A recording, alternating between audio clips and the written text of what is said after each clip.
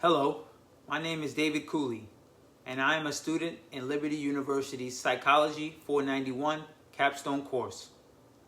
In this video, I will be discussing my interview with the licensed professional counselor, Mr. Charles Hill Jr. I will also be giving my reflection of what I learned through the completion of this assignment. During the interview, I got a chance to learn a little bit about Mr. Hill, like what his degree is in, how long he has been a counselor, what he specializes in, what his duties are, what challenges he faces in the field, things he finds fulfilling, how to continue to grow professionally, and some recommendations for someone like me pursuing a career as a mental health professional. Charles Hill Jr. is a native of Massachusetts and a Christian licensed professional counselor with a master's degree in counseling and education.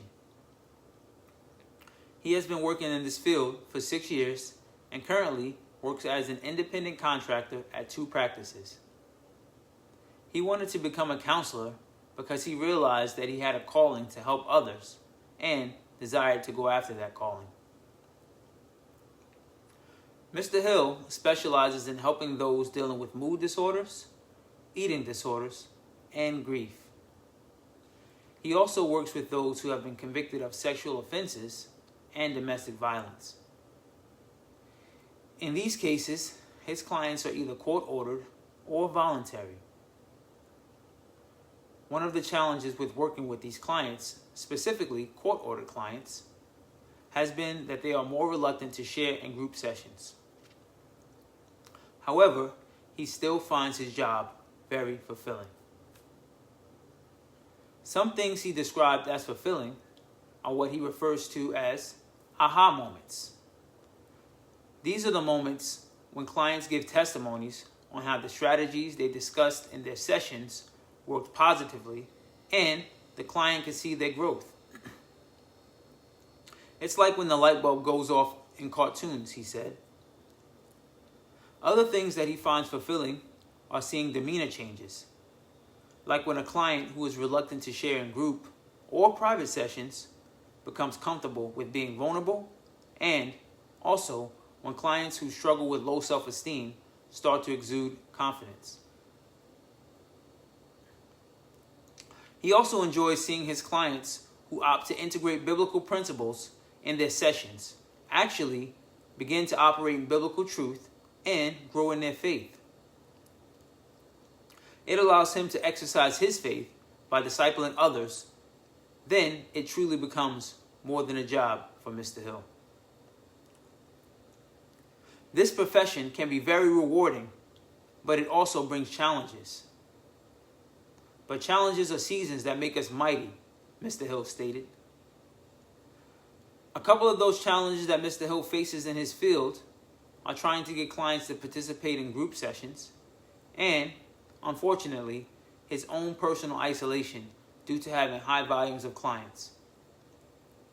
He stated sometimes it could take weeks to get a client to actively participate in sessions because they are forced to attend by court order, or they may be dealing with trauma that makes them mistrust his motives, or even feeling like counseling is worthless due to some cultural construct. In any case, Mr. Hill works hard to find solutions to open the lines of communication.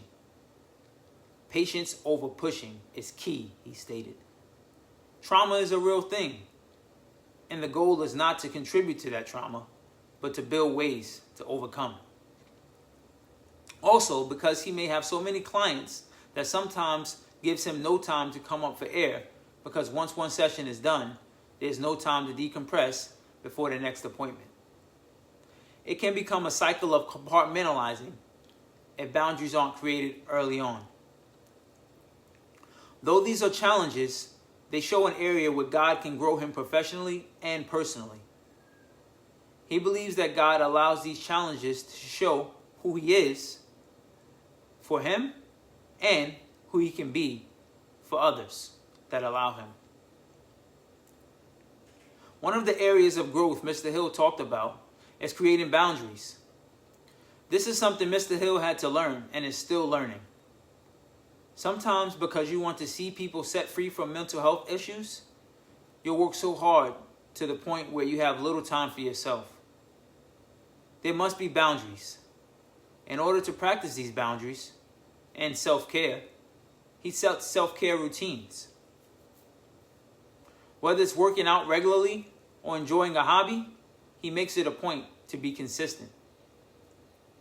These are two things that helps him grow professionally, even though they are seemingly personal things.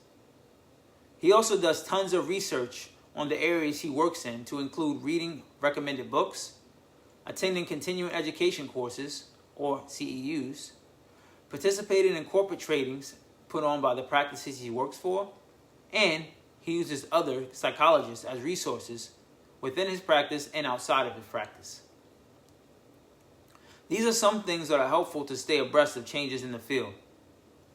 Mr. Hill also is an advocate for others seeking to become mental health professionals. When I asked about any recommendations for someone considering this field, Mr. Hill noted a few things.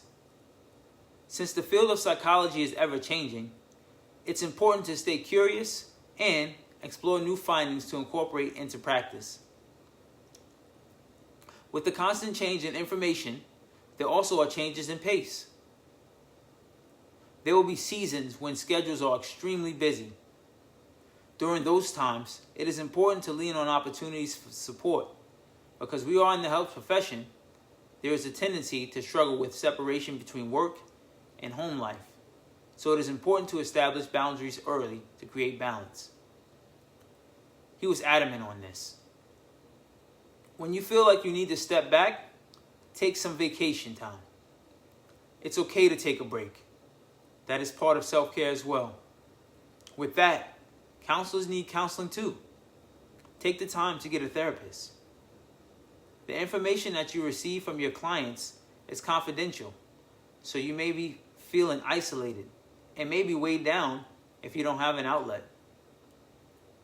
Lastly, in the beginning, when you're getting your hours for licensing, make sure to be assertive about what you need and what you want to learn more about.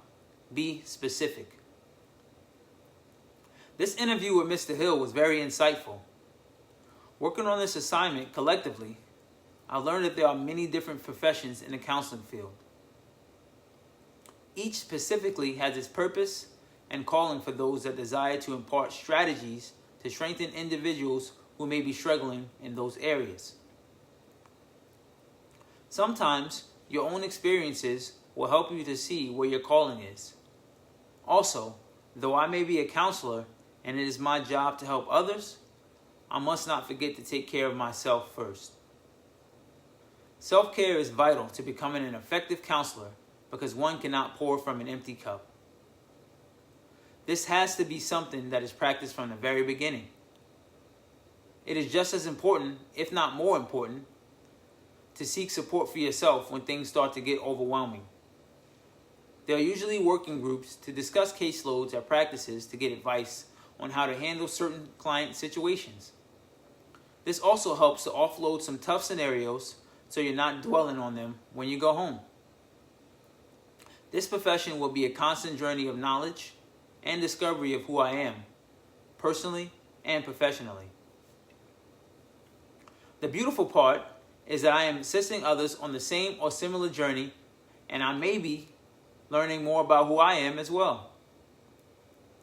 With the information I have learned, I feel like I am more equipped to embark on my journey to becoming a mental health professional and maybe also assisting others who may be considering the same.